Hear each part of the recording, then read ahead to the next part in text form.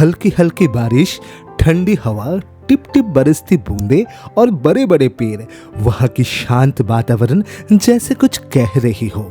जहाँ तक नजर जा रही थी सिर्फ स्वच्छ नीला समुंदर नजर आ रहा था।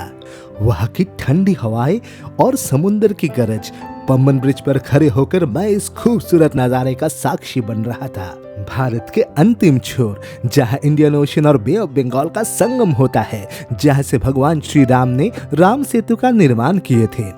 ऐसा लग रहा था जैसे प्रकृति स्वयं हमें मंदिर तक ले आई हो भगवान के दर्शन करवाने के लिए। माता के दर्शन से एक अलग ही शक्ति का महसूस हुआ, जैसे माँ खुद हर तूफान से लड़ने का ताकत दे रही हो। ऐसे ही ढेर सारी कहानियां, इतिहास की अनकही बातें और बहुत सारी जगहों के दर्शन, सब कुछ आज के इस एपिसोड में ऑन माई रामेश्वरम ट्रिप। नमस्कार, मैं हूं अभिषेक और आप देख रहे हैं travel and information for you. शुरू करने से पहले वीडियो को लाइक और शेयर कीजिए और चैनल को सब्सक्राइब करना मत भूलिएगा। सुबह सुबह ब्रेकफास्ट करके हम लोग मादुराई से निकल पड़े by red taxi for Rameswaram. आप चाहे तो ट्रेन या बस से भी रामेश्वरम पहुंच सकते हो। दोस्तों के साथ इस 3 घंटे का सफर का आनंद उठाते हुए हम लोग पहुंच गए पम्बन ब्रिज, जो कि भारत के पहला सी ब्रिज है। This 110-year-old bridge was replaced by the newly vertical lift Pamban Bridge, which was inaugurated by PM Modi on 6 April 2025। वहाँ से हम विलौंडी तीर्थम गए।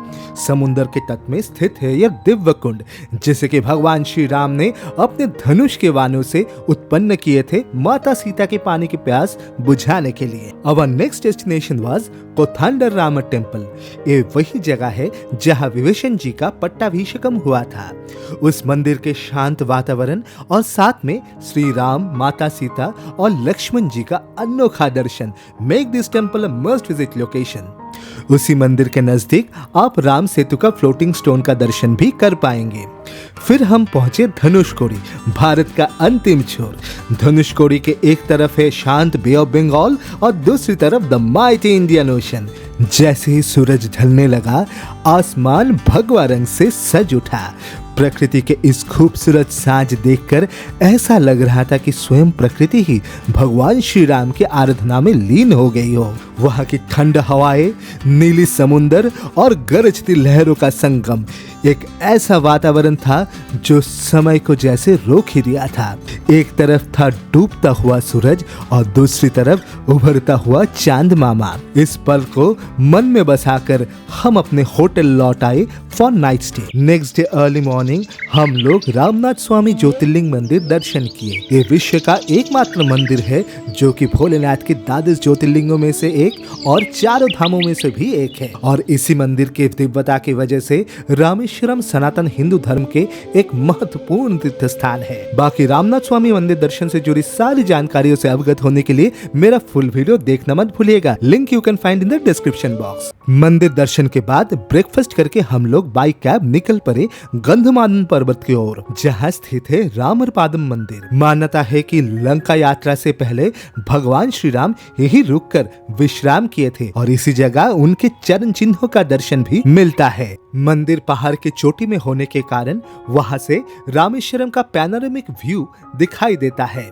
मंदिर और प्रकृति का एक दिव्य संगम, वहाँ की शुद्ध हवा और प्रकृति की अनुपम सुंदरता मन को सुकून और शांति प्रदान करती है। On the way back to our next destination we also visited Sugreev Theertham, which is dedicated to Sugreev ji. फिर हम दर्शन किए राम तीर्थम, जो कि एक कुंड है और उसके ऑपोजिट भगवान श्री राम को समर्पित एक मंदिर भी स्थित है। श्री राम का आशीर्वाद लेकर हम लोग वहां से थोड़ी ही दूरी में स्थित लक्ष्मण तीर्थम पहुंचे, जहां मान्यता है कि लक्ष्मण जी उसी कुंड में स्नान किए थे अपने पापों से मुक्ति पाने के लिए और यहाँ एक शिवलिंग स्थापित किए थे। भोलेनाथ का आशीर्वाद लेकर हम पहुंचे सीता तीर्थम और उसके बाद पंचमुखी हनुमान मंदिर भी दर्शन किए, जहाँ लगभग 20 फुट ऊंची काले पत्थर से बनी एक अति अद्भुत पंचमुखी हनुमान जी का मूर्ति स्थापित है। उसी मंदिर में हनुमान जी के एक स्वयंभू मूर्ति भी स्थापित है। हनुमान जी के आशीर्वाद लेकर हम लोग पहुंचे नटराज मंदिर, जहां भोलेनाथ के नटराज स्वरूप में एक अति अद्भुत मूर्ति स्थापित है। उस मूर्ति से निकलने वाली आभा जैसे शक्ति और ज्ञान का प्रतीक थी। नृत्य मुद्रा में उनके चरणों तले अहंकार को कुचलते हुए देखकर ऐसा लगा जैसे कि वो हमें अंधकार से रोशनी की ओर ले जा रहे हो। फिर हम लोगों ने श्री रामा रेस्टोरेंट में लंच किया and I must say the food was too delicious. After lunch we headed towards our next destination.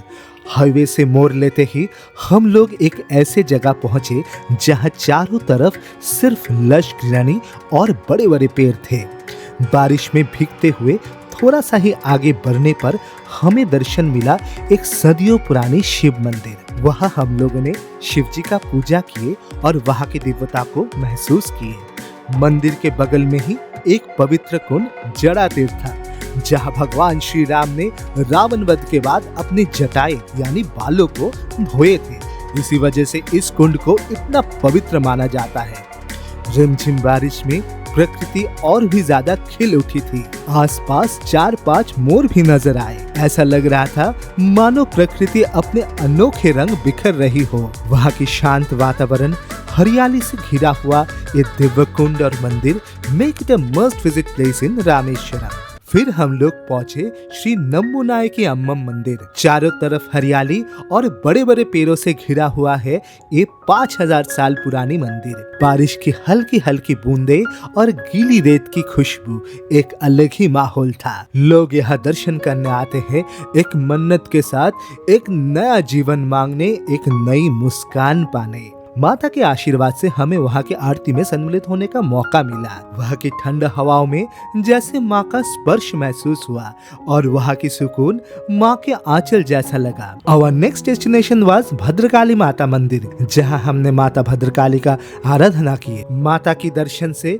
एक अलग ही शक्ति का एहसास हुआ, जैसे माँ खुद जिंदगी की हर कठिनाई से जूझने का आशीर्वाद दे रही हो। बारिश के कारण हम वहाँ थोड़ी देर रुक गए और उस बीच मंदिर के दिव्यता को और भी गहराई से महसूस कर पाए। माता के चरणों में माथा टेक कर हम लोग पहुँचे to our last destination the house of Kalam. Bharat के पूर्व राष्ट्रपति और महान scientist late doctor APJ Abdul Kalam ji के घर, जिसे अब एक म्यूजियम के रूप में सजाया गया है, जहाँ उनकी जीवन यात्रा और उपलब्धियां संजो कर रखी गई हो। और इसी के साथ मैं अपना रामेश्वरम ट्रिप संपन्न किया। इतिहास, धार्मिक महत्व, अभूतपूर्व प्राकृतिक सुंदरता और राष्ट्र की उपलब्धियां, इन सभी का एक विशेष संगम है ये रामेश्वरम। आशा करता हूँ आप सभी को आज का एपिसोड बेहद पसंद आया होगा। वीडियो को लाइक और शेयर करें और चैनल को सब्सक्राइब करना मत भूलिएगा। बहुत जल्द आप सभी से फिर से मुलाकात होगा with my next video on Tiruchendur and Suchindram मंदिर दर्शन। तब तक के लिए मैं विदा लेता हूँ। हर हर महादेव, जय शिव शंभू।